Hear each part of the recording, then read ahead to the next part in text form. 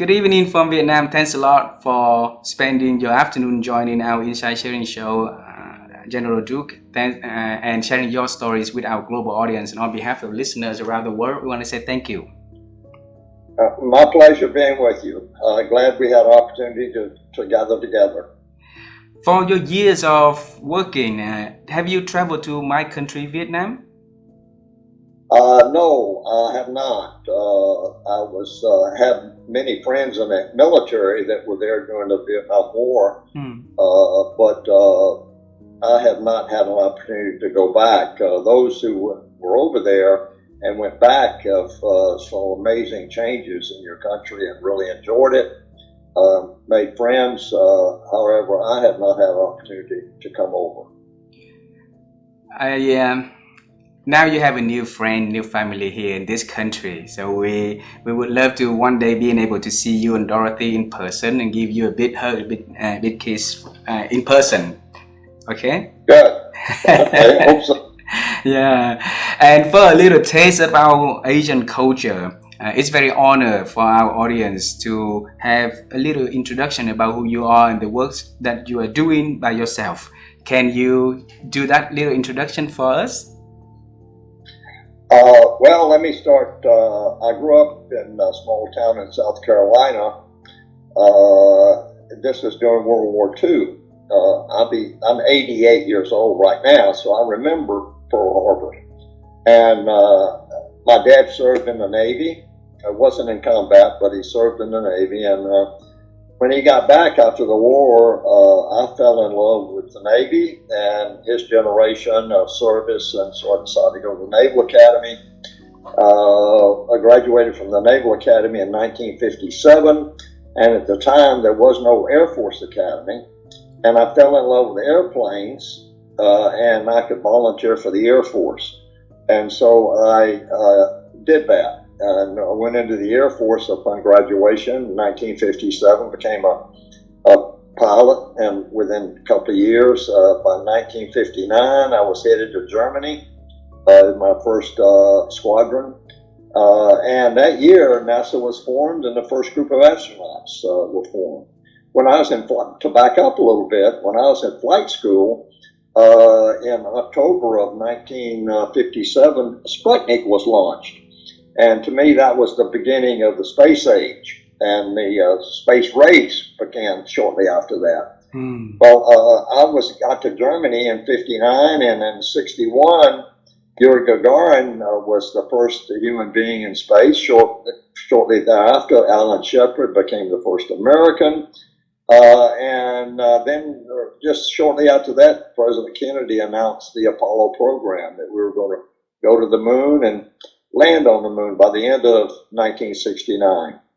Well, I thought it was crazy idea, but turned out 8 years and 2 months later, I'm sitting in mission control and on Apollo 11 and talking to Neil Armstrong and Buzz Aldrin when they landed on the moon. So 8 years and 2 months later, we accomplished the goal. Well, in 1962, I rotated back to the States. The Air Force sent me to graduate school at MIT. And while I was there, I was working on the Apollo guidance and navigation system that MIT had the contract to build. And we were taking data to make sure the system was operational. And we did, and the system worked perfectly, and we proved that it was easy to operate in an operational setting. So I got my degree, and I met some astronauts while I was there working on this system, and they were very excited, enthusiastic. I've never met anybody that was so excited about their job. And I asked, how did I get that job? And they laughed and said, well, you need to get your degree and go to test pilot school, and you might have a chance. So I followed their advice, got accepted to test pilot school in 64, graduated in 65, stayed on as an instructor at the test pilot school.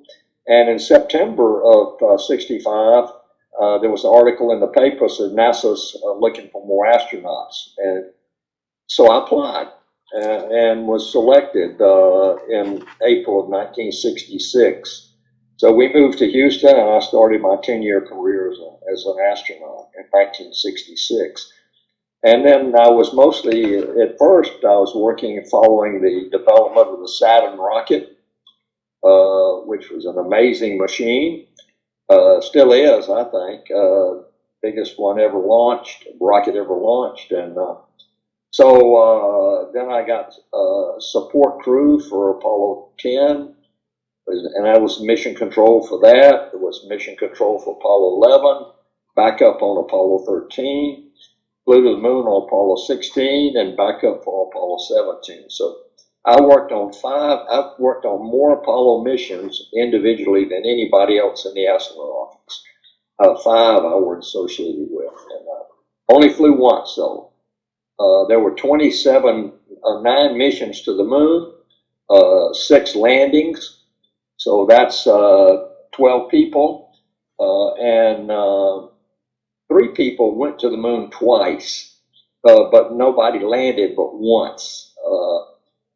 And so we had 24 that went to the moon of the 27 seats, so there were 3 people went twice. And so anyway, John Young and I, after a long delay and between Apollo 14 and Apollo 15 and 16, we landed in the Descartes Highlands. By this time we had a spacecraft that lasted for 3 days on the moon instead of 1 day, and we had a car they called the Lunar Rover that we took with us, and which revolutionized lunar exploration. And we were the only mission that landed in I call it the mountains of the moon. Mountain. As you look at the moon, there's the dark areas and the light areas.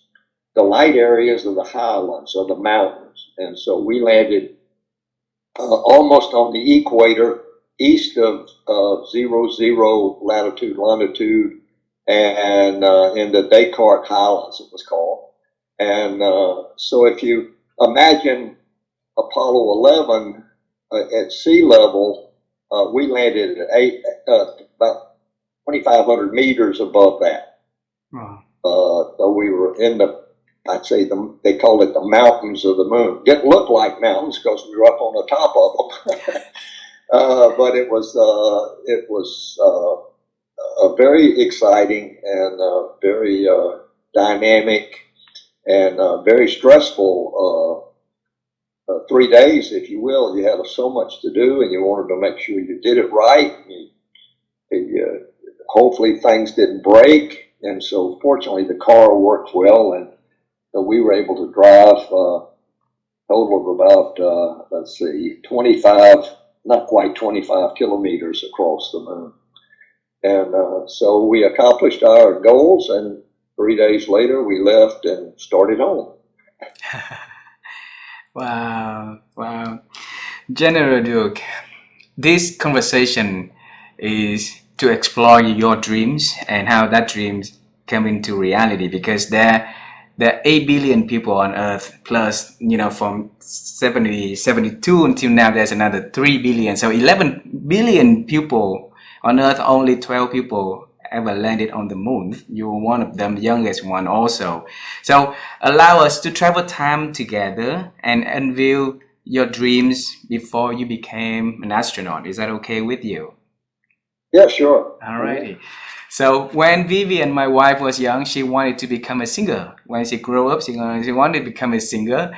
And to be honest, when I was young, when I was little, I wanted to become an astronaut. But life didn't give me nor Vivian any opportunity to do the works that we thought as children we wanted to become. And so we want to know the real astronaut, General Duke, when you was little, what was your dream about your own self when you grow up, though? Well, I grew up doing, in my memory, as I said, I was 6 years old when Pearl Harbor came, and my dad went off to the Navy. We went to live with my grandmother after about a year in a small town in South Carolina. So I can remember the hardships of World War II, the rationing, no gasoline. Fortunately, we lived on my grandmother's farm, and she had animals, so we could milk the cows and churn the butter and learn how to just live off the land, if you will. And that's my memories of being very patriotic and in support of the war in any way a 6 to 8 year old could do.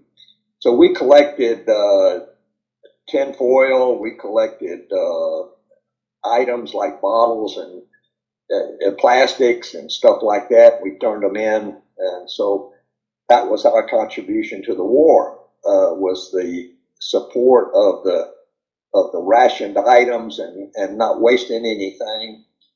So I learned to be very frugal, and I had a twin brother and a first cousin. We were all the same age.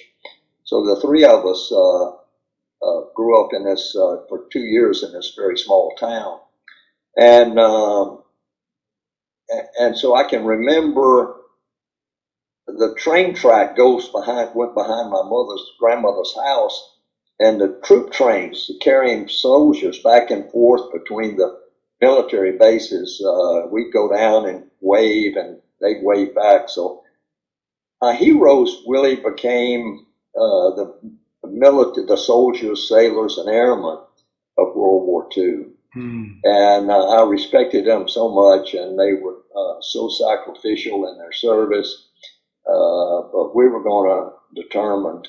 And so after the war was over, we moved to, my parents moved to Lancaster, South Carolina, which is up in the upstate, and small town, 7,000-8,000 people. And there it was the beginning of the space age. The jet age. So I'd look up and I'd see these white contrails go over. The jets were making the contrails in the upper atmosphere. And that was the beginning of a love for aviation. I didn't get to fly, but I fell in love with hopefully one day making a contrail. And so when I got to the Naval Academy, as I said earlier, there was they taught us, they didn't teach us to fly, but they gave us some exposure to aviation. And I got really absorbed in flying and wanted to be a pilot. And so there was two opportunities. One was to be a naval aviator or to go to the Air Force aviation. And I didn't qualify for naval aviation. I was a slight problem with my right eye that was disqualifying for the Navy then, but not for the Air Force. Oh. So that really made my decision. This physical problem that was never interfered with my career, but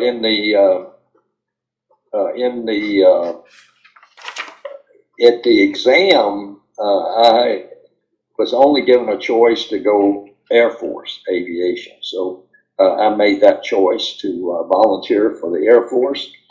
And after I graduated, I became a lieutenant in the Air Force, and went straight that summer, 57, I went to flight school. That began my career, and then I just was fortunate to be in the right place at the right time. And I tell all the young people to keep your antennas up, because you never know. You get these little vibes, and they can direct you in different parts of different directions, if you will, in your career. And so after the first group of astronauts was selected in 1959, it was, oh well, I was too young. I'm never be an astronaut. But made the right decisions to have an opportunity to become an astronaut, and that was going to graduate school. I could have stayed in Germany for another year, 62 to 63. If I made that decision, I never would have been an astronaut. So it was a decision. I got to go to school.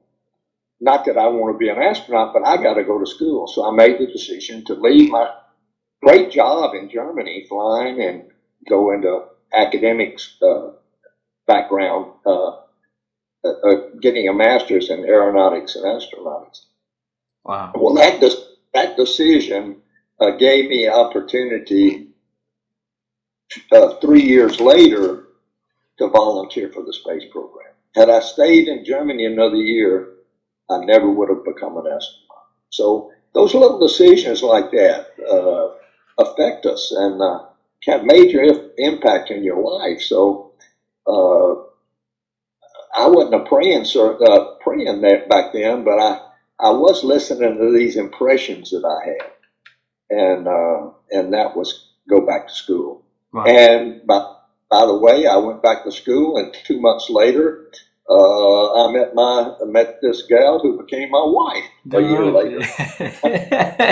So tell us, back in Germany, you had that question in your head, the calling in your head to go back to America, to go back to MIT for school, right? So, and then you responded to it. What message did you talk to yourself back then to put the whole career, the very bright career at the moment aside and then go for higher education? Well, the primary motivation, I think, was the Air Force said, we really want you to go to graduate school. It'll be great for your career. And so I listened to them, and I decided to follow their advice, even though I was giving up a great, exciting job. But going back to school wasn't really a great, exciting job. It turned out to be very, very difficult. I'd been out of school for 5 years, and electrical engineering had passed me by, and aerodynamics had passed me by, and all of the things that I had to catch up on. And I couldn't do a calculus problem. I couldn't do anything. But I caught up and ended up graduating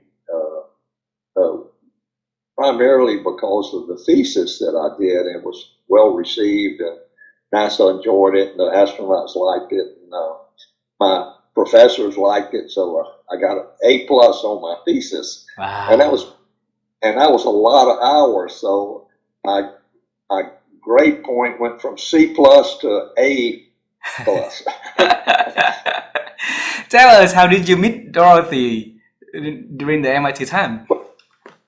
Well, there were 4 of us military bachelors in my class, and we didn't like the graduate house where we were staying.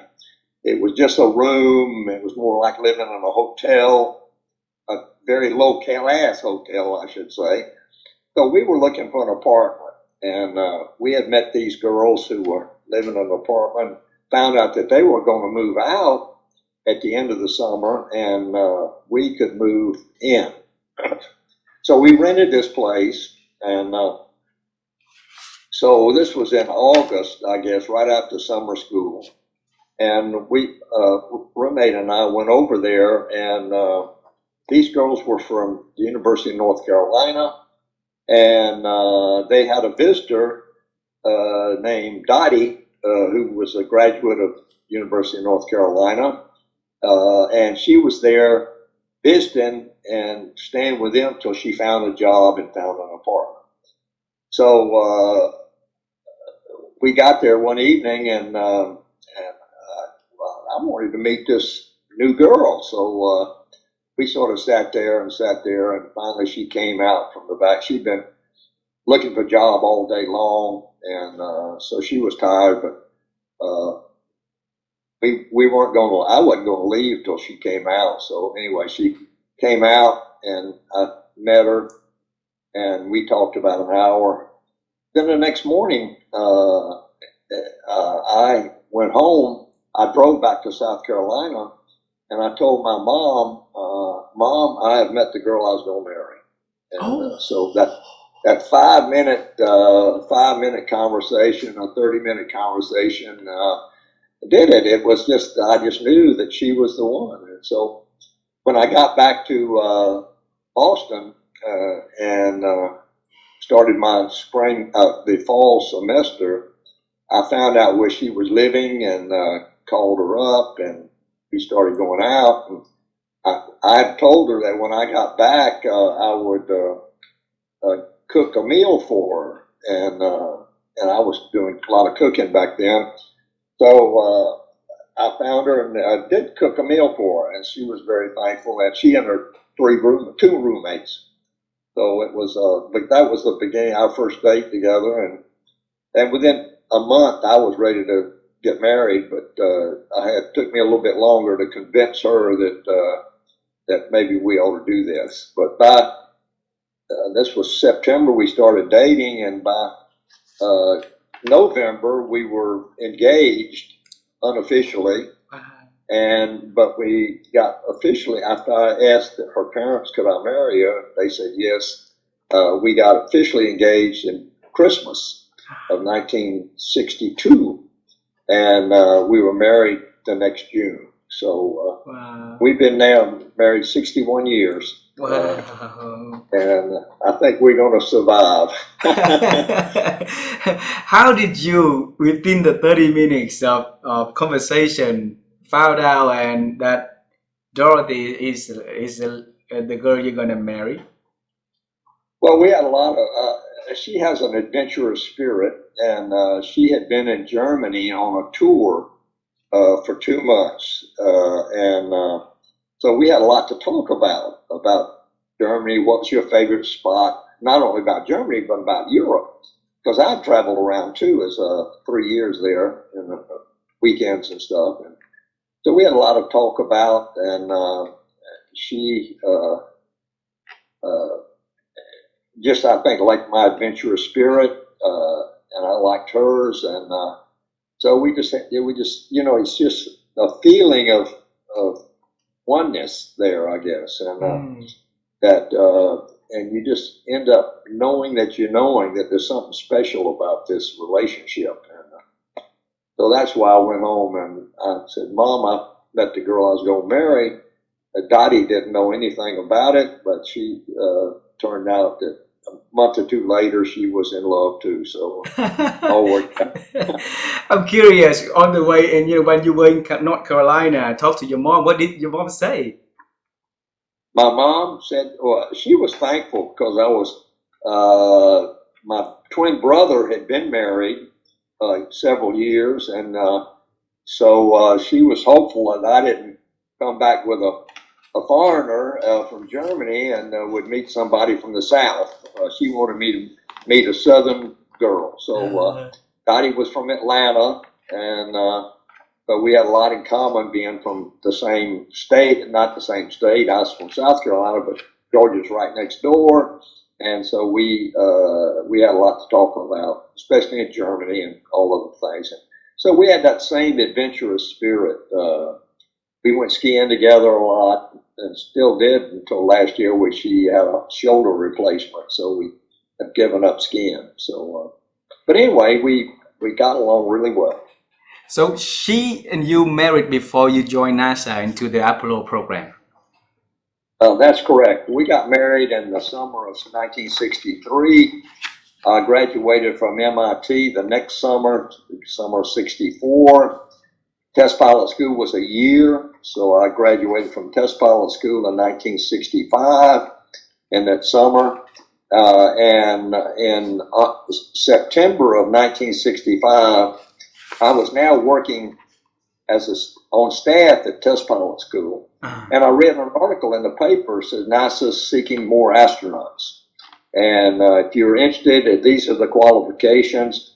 Please submit your application. So being in the military, you had a special avenue you had to submit your application to.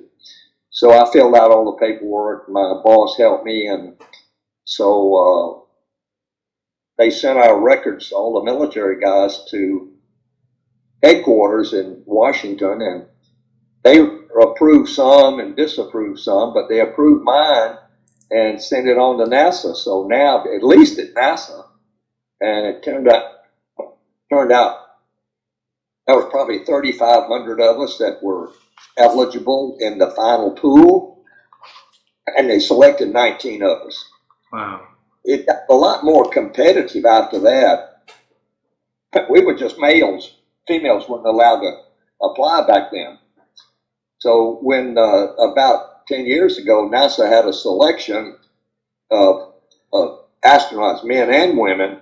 They had 18,000 applications, and they picked 12.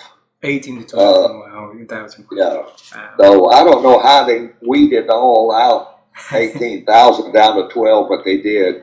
And everybody that they picked has worked out really well. General Duke, you say that the ambition for you to become an astronaut came because a group of men were so happy at their job, and you hardly see people really happy at work, and then that's intrigue for you to say, okay, how can you be one, right? So what did they do that makes you feel like, okay, you want to become an astronaut like them? Well, they were all pilots, and they had this love for aviation, and they were going to be flying something that hardly anybody had ever done. And the Mercury program was just going on, and that was the first group of astronauts, which was 7 people. Mm. And these guys were in the second and third group, and they just were waiting to get a flight, and they were so excited about going into space, and this enthusiasm and excitement rubbed off, and I wanted to get back into flying from when I graduated. I would graduate with a master's in aeronautical engineering, and that assignment usually is to a Air Force laboratory, not flying, just going back and being an engineer.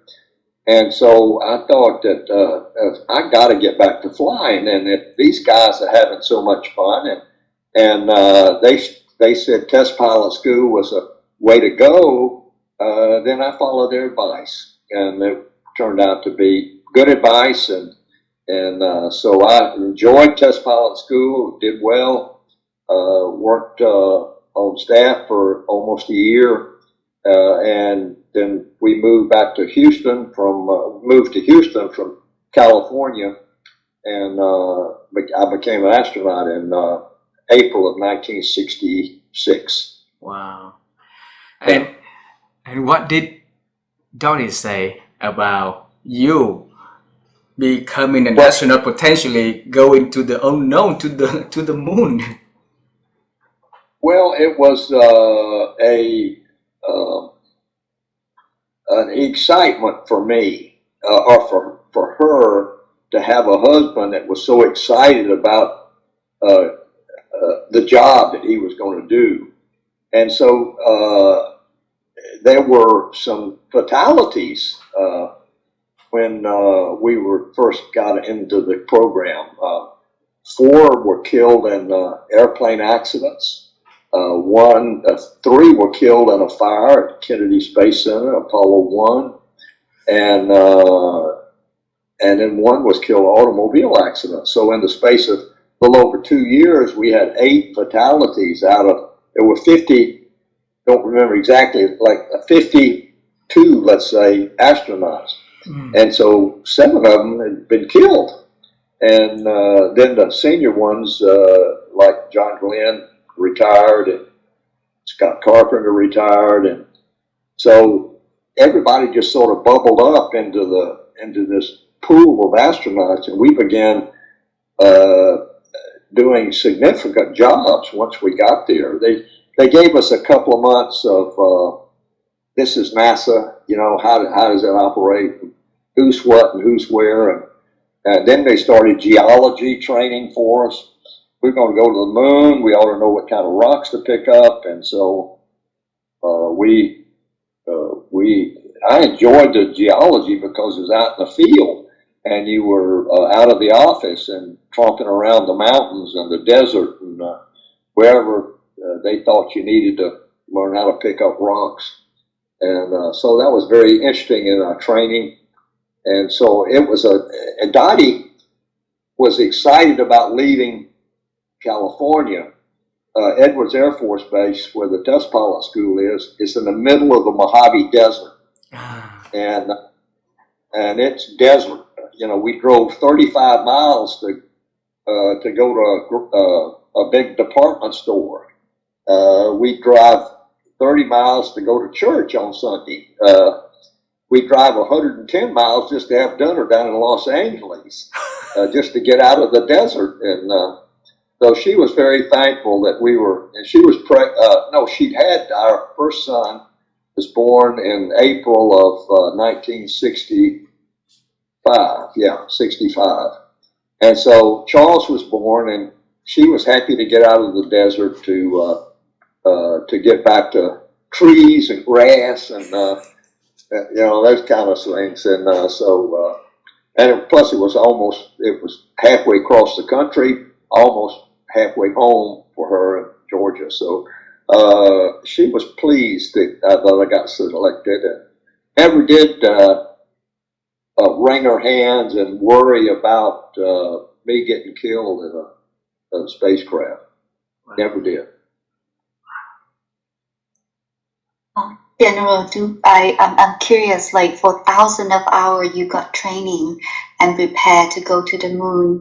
I would assume that still something, the anxiety, the challenge from the physical to mental will be with you along the way. So just curious, what courage that gives you to hold on along that journey that you travel to the moon? Motivated to the goal of the job. The goal of the job was to go into space. And the big goal was to get to the moon. And the biggest goal was to land on the moon. And so that really motivated me to work hard, apply myself, do whatever NASA said I had to do to follow the program and the development of the systems, and especially the rockets, the Saturn rocket. And so I did that, and for about, until the summer of 68, and they started looking at Apollo, getting the schedule started to go to send one to the moon, Apollo 8, in December of 68. 68. And then the next flight, Apollo 9, was to be back in Earth orbit checking out the lunar module. And the next flight was Apollo 10 that was going to take the lunar module to the moon and simulate a descent, start down but not land, and abort and come back up. Well, I was working on that flight and helping with the procedures and all, and was in mission control as CAPSOM when they started that part of the activation of the spacecraft, the lunar module, and then there doing all the descent and all. And it was a very successful mission. And so as a result of that, Neil Armstrong, the commander of Apollo 11, which was going to schedule to be the first attempt that we had to land on the moon, and it was scheduled for July. Apollo 10 had been May of 69, and now we're July, 2 months later, we're going to land on the moon. Well, Neil Armstrong invited me to be Capcom, to be in mission control, talking to them, since I'd done the job on Apollo 10, which was almost identical to their mission except for the landing. And so I said, sure, Neil, that'd be a great honor to be involved in this first landing. And so I trained for them. We had 2 months to get trained, and they were in, of course, in the simulators. We were in mission control, and we got them all together and we did simulations. Like we simulated landing on the moon, or we simulated a crash, or we simulated a no rendezvous, or whatever, you know. Tried to figure out what could go wrong and how do you fix it. And so it was very good training for them and for us in mission control. And the flight launched right on schedule, and they hadn't any problems going to the moon, and they started their descent, and at that point we started having problems. And so the tension mountain rose in mission control. We're going to really pull this off, you know. First off, we had communication problems, and then we had computer problems, computer overloads. Then we had trajectory problems, and all of that was mounting up, and the tension in mission control was just going through the roof. And so the final, I had the final thing was when at like 2,000 meters above the moon, the vehicle pitches down so the windows, you can see the moon from the windows. And the trajectory was all wrong. And so Neil had to get down around 200 meters and fly across the moon horizontally till he found a place to land. Well, that used up all of our spare fuel. And so now we're getting minimum fuel on the descent. And so the last two calls from Mission Control was Eagle, which was their call sign, Eagle 60 seconds. It meant he had 60 seconds to land. Then I called Eagle 30 seconds, and he wasn't on the ground, but they were close. And you can imagine the tension in Mission Control. Are we going to make it? Are we going to make it? Are we going? And they were as calm as I listened to them and their response, and they weren't breathing hard or anything like that. In fact, we didn't hear Neil at all. It was just Buzz Aldrin talking. Mm. And so I called 30 seconds, and 13 seconds later, I heard Buzz Aldrin say, "Contact, engine stop." And that we knew they were on the ground. And hopefully right side up, and didn't turn over. And a few seconds later, Neil says, "Houston, Tranquility Base here, the Eagle has landed." And a great cheer went up in Mission Control, and I was so excited I couldn't even pronounce Tranquility. It came out twang. Roger, Tranquility, we copy you on the ground. You got a bunch of guys about to turn blue with breathing again. Thanks a lot. And that was the beginning of a 24-hour successful mission in the first landing on the moon. And we had 5 more landings after that. And the last 3 were, instead of 24 hours, we had a lunar module that had a car, and we could explore bigger areas of the moon, plus we could stay for 3 days instead of 72 hours one day. 70 hours. No, 24 hours, I'm sorry. One day. So it was a monumental steps and success in Apollo as we got. In fact, Apollo was so successful, they canceled the last 3 missions, Apollo 18, 19, and 20. There was some concern about fatalities. You know, we never had an accident up there that killed anybody. And so let's get this done on Apollo 17, and we'll call it quits. We've done a good job. So wow.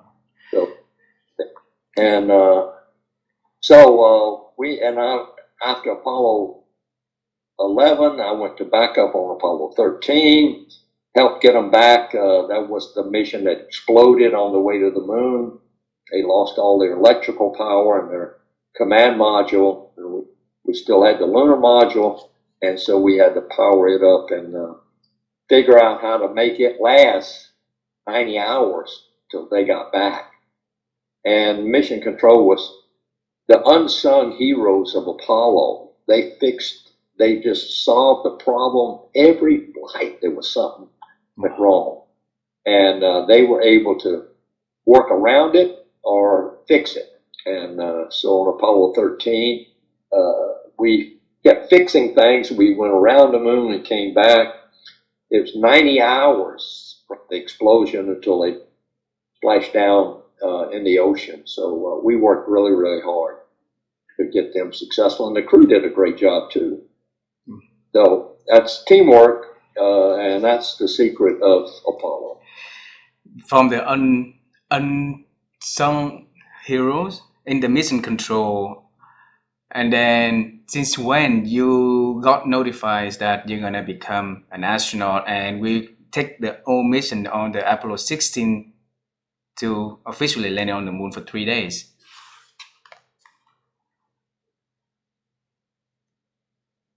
Mm-hmm. Yes. My question. Yeah, yes. Yes. My question was, since when you got that informed? Well, I was ecstatic when I got picked for backup crew for Apollo 13, because the rotation was Apollo 13, backup, Apollo 16, fly. Mm. So you knew you were in the rotation. If you did a backup 3 flights later, you flew. Oh. And so if you didn't foul up, make mistakes and kill yourself in a plane crash or car crash or something like that, of course. But so that was the rotation, and the first landings, Apollo 11, 12, and 14, were all 24 hours on the moon, and they wanted a longer stay, as I said earlier, on the moon from 1 day to 3 days. So they expanded the things inside the lunar module, and they added a car that would give us a 3-day stay on the moon and a way to explore vast amounts of surface with this little electric car.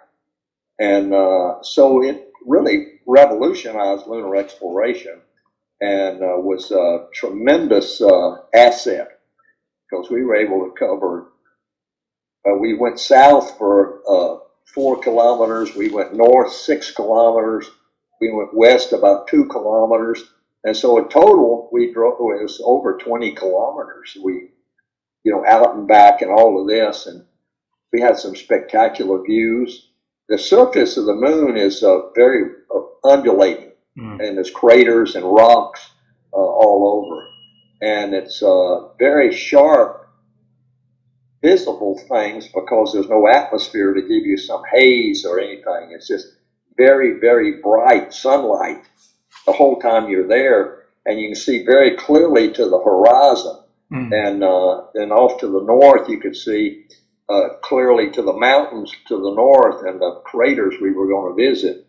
And to be honest, you felt right at home. We studied the maps for 2 years, and so we knew where we landed. We knew which way we had to go. We had maps that showed us direction and distance, and the rover was working. So the exploration of our flight was went very, very well, and we collected the biggest rock ever picked up on the moon.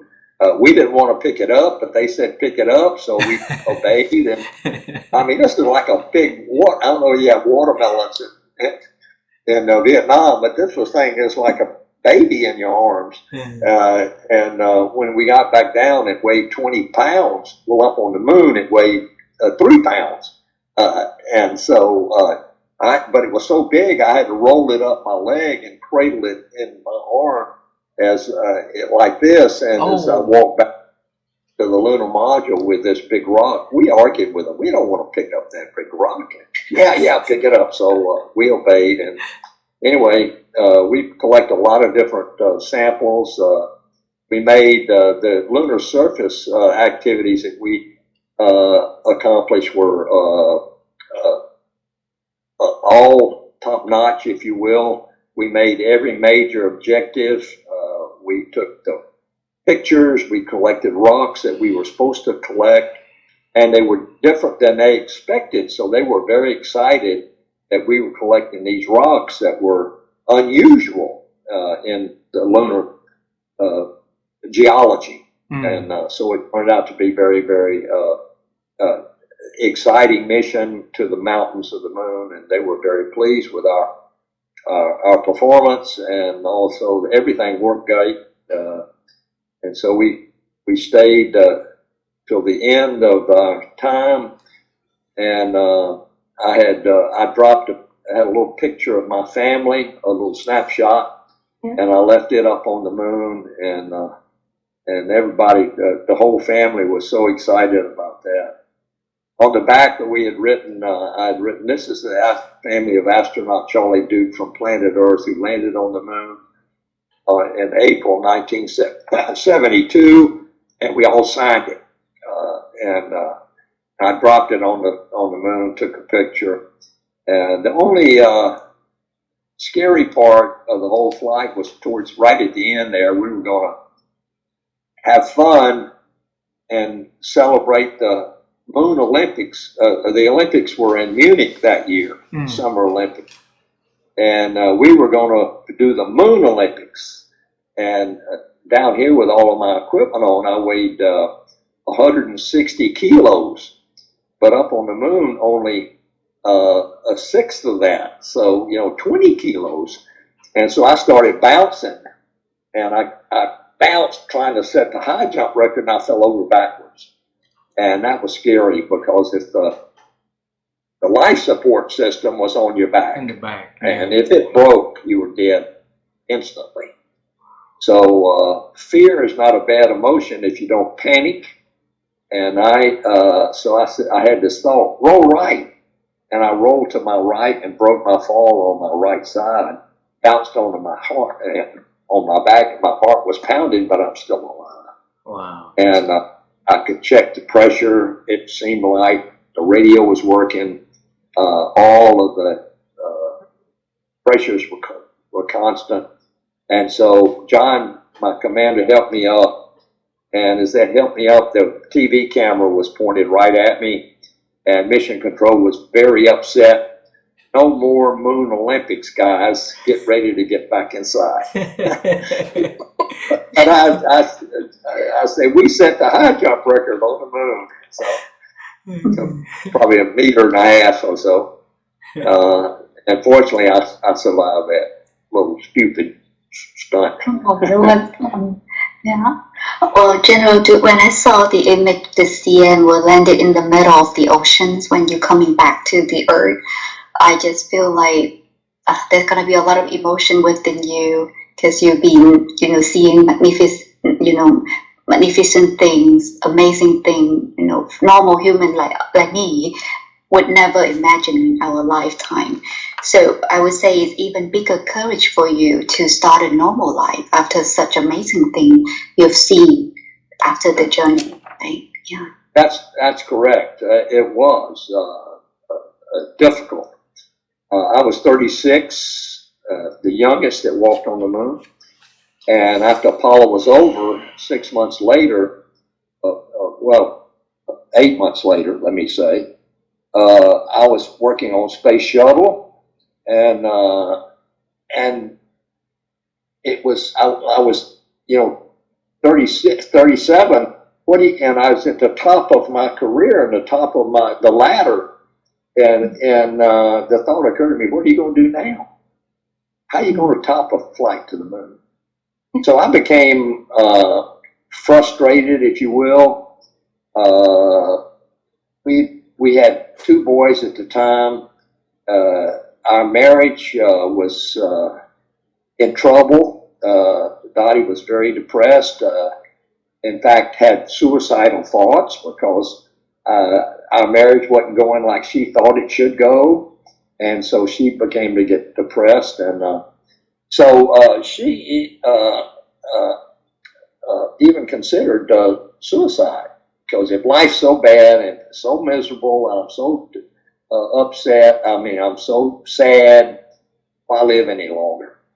Well, we were in a church, but we we weren't believers. By believers, I mean having Jesus in your heart and not just in your mind. And so some people came to our church one weekend, and they had a joy and a peace about them, and it was just contagious. And Dottie looked at them, and I went home after that weekend and said, "I've tried everything but Jesus." And she said, "Jesus, if you're real, come into my life. If you're not, I want to die." Wow. That was her request. Well, it took about 2 months, but I watched her change from sadness to joy, and she was. It was just dramatic. And we were leaving the space program then, and this was now 1976, and so she began to have this forgiving spirit, a loving spirit, and while I hadn't changed, she had changed, and her focus went off of me to God, and to let Jesus be in charge, and so that gave her a lot of peace. And as we moved to left NASA, and I was starting a business, my mind had gone from moon to money, maybe money. I had no peace, and so I was very successful in business. This new town we moved in, Dottie was blessed, and a new church. It was wonderful, and so she was just at peace and had forgiven me for everything that I had done wrong. And forgiveness is so important in relationships. And back to Scripture, the Bible teaches that it says, "Do not let the sun go down on your anger." If you're angry with your spouse, settle it before you go to sleep. Wow. And that's forgiveness. And Jesus forgave us for all of our sins, and we're to forgive one another.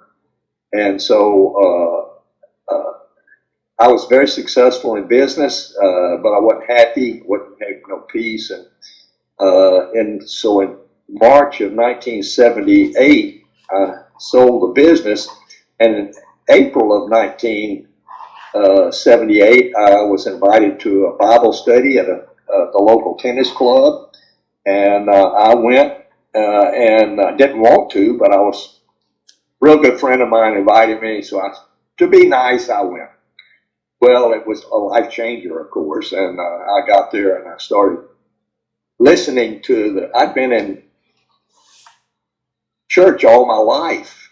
I can remember going to church as a little boy, but it was here and not here, and your head, not heart. And so I was listening to these scriptures, and one stuck out was Jesus says, "I am the way, the truth, and the life.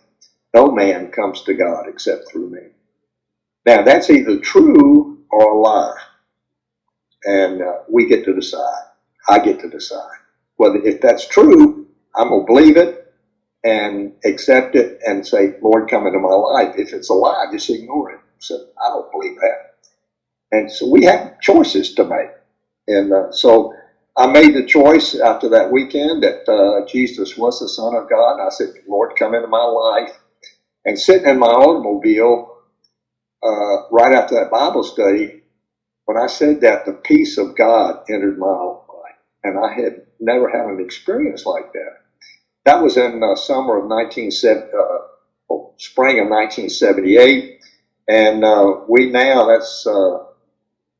that began our journey as our Christian journey. And we're still involved with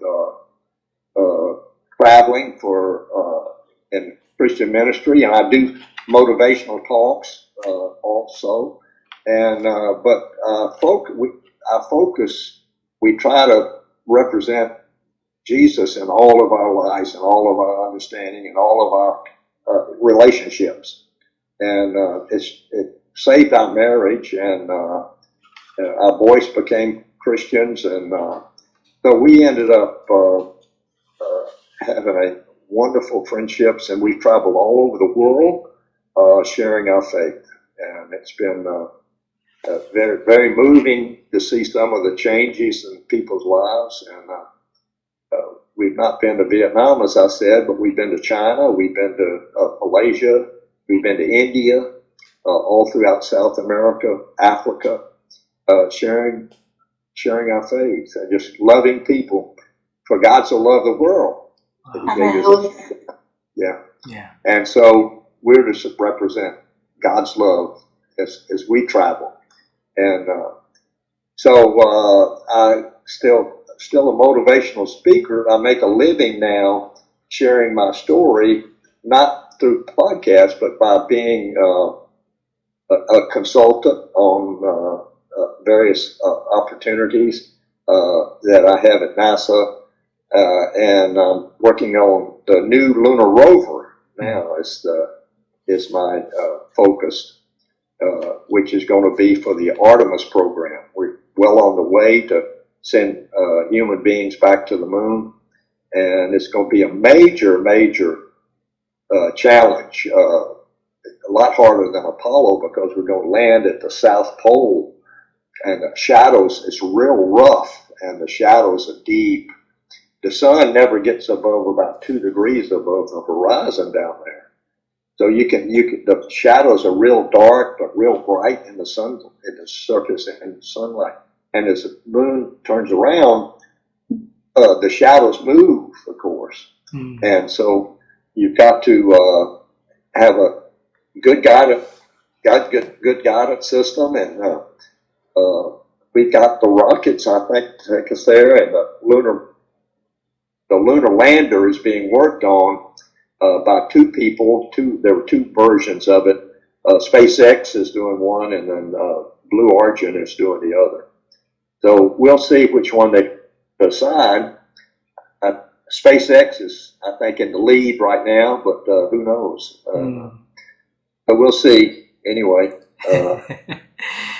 I still stay active, and people want me to say, what was it like on the moon? I'm talking to the astronauts, and they were really excited about going. And I said, well, it's be alert. These are some of the things you need to be concerned about. It's a beautiful journey of traveling to the moon, and 61 years of beautiful marriage with Dorothy. Of course, with up and down, also General Duke. So if you can travel time with us again one more time, and you go back onto the September of 1962 when you first dated Dorothy, all right, and you want to tell her about the 61 years of marriage, of the exploring journey that you guys have been to. So what would you say to her? What would I say to Dottie? Yeah, for that 61 years of amazing. Oh, well, I just say 61 years. I said, love, I can't believe we're here. God has given us 61 years together, and as long as we are alive, we're going to serve God and serve one another and love one another and forgive one another. We still have these fights, and it's just human nature. But as I said earlier on the program, before we go to bed, we settle it and say, forgive me. Forgiveness is a really important attitude and character. You admit your mistakes. We admit our mistakes and what our fault. And when we say, forgive me, and she says, I forgive you, and I forgive you, darling, and then it's all settled, and you're back into union again. And it's been, I guess, the salvation of our marriage is that understanding of the power of forgiveness, the power of love. Love overcomes a lot, and so we try to live out that God's love reflected in us to our spouses. And so far we made it. I'll be 89 in October. Dottie's like 85 or so, and be 86, I guess. She's born in 1940. I'm in still good health, which I'm surprised, but I am, and I'm thankful to God for that. So as long as I'm able to travel and the world situation is such that you can travel, then we'll continue our not only our speaking of about inspirational speeches and motivational speeches, but also our Christian walk, which is we want to reflect that to everybody. Beautiful. Beautiful. So thank you for the opportunity to share with you, and I'm glad we were able to have this program. We are the one who thankful for this opportunity and so generous of you to spend time. I know it's 7 minutes past our time already. Is that a possibility of we can have one last question for you? Yes. Already. So Vivian and we've been on the quest to help people to improve their ability to think, because we believe that thinking is really important. And if we can help people to improve their ability to think, we can help them to create a new journey for themselves. Okay. And we've been asking so many people, so many experts about their practice of thinking through interviews like this, but we never interview an astronaut and how an astronaut, who landed on the moon, expand his ability to think over the years. So General Duke, how have you been improved your ability to think over the years?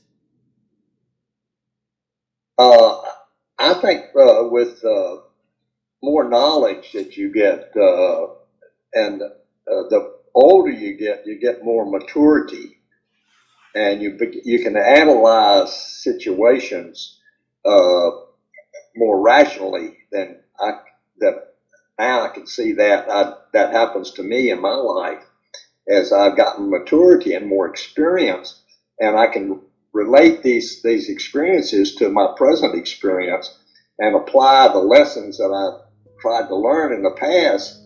And I think life is a building block of experience and relationships, and